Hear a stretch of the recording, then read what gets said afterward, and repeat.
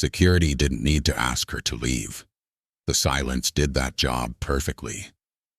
The moment Dr. Simone Hayes stepped onto the manicured garden pathway, conversations didn't just pause. They evaporated. Women in pastel dresses turned their backs with surgical precision. Men adjusted their ties and found urgent reasons to check their phones. A server carrying champagne flutes made eye contact, then quickly altered his path, as if her presence might contaminate the crystal. Simone wasn't surprised. She'd lived this particular brand of rejection her entire professional life. She adjusted the strap of her simple black dress, elegant, understated, completely appropriate, and continued forward. She hadn't come to make a scene. She hadn't come to be welcomed. She'd come because she'd been invited. And because sometimes the only way to expose a lie is to stand calmly in the middle of it. At the head table, Miranda Westbrook noticed immediately. Her champagne glass froze halfway to her lips, her practiced smile cracking like old porcelain. She leaned toward the wedding coordinator, her whisper sharp enough to draw blood. Who let her in? The coordinator, a nervous woman named Beth, followed Miranda's gaze and stiffened. I don't see her on the guest list, Mrs. Westbrook. Miranda's fingers tightened around her glass. Then why is she standing on my lawn? I'll handle it immediately. You'll do more than handle it. Miranda's voice dropped to a lethal whisper. You'll make her disappear before my son sees her. Do you understand me? Beth nodded quickly and hurried across the lawn, heels sinking into the perfectly maintained grass. Simone saw her coming and braced herself. Excuse me, miss. Beth's smile was apologetic, but firm. I'm going to need to see your invitation. Simone reached into her clutch and pulled out the cream-colored envelope. Heavy stock, gold embossing, expensive. Beth examined it carefully, frowning. This doesn't have a name on it, Beth said. No, Simone agreed. It doesn't. Then I'm afraid there's been a mistake. This is a private event. Around them, guests had stopped pretending not to watch. Simone felt their stares like needles. An older white woman in pearls leaned toward her husband. Is she crashing the wedding? Another voice joined in, not quite quiet enough. Security should escort her out. This is ridiculous. Simone kept her eyes on Beth. I was invited. By whom? Before Simone could answer, a voice cut through the tension. Dr. Hayes? Everyone turned. An older black man in groundskeeper's uniform stood near the hedge, pruning shears forgotten in his hands. His eyes were wide with recognition. Dr. Hayes, he repeated, softer now. I remember you. You used to work in the labs. The whispers intensified immediately. She worked here? In what capacity? Doing what exactly? Beth frowned. Sir, please return to your duties. But the groundskeeper didn't move. He stared at Simone with something close to awe. You're the one who designed the engine, the one that saved the company. The words landed like stones in still water.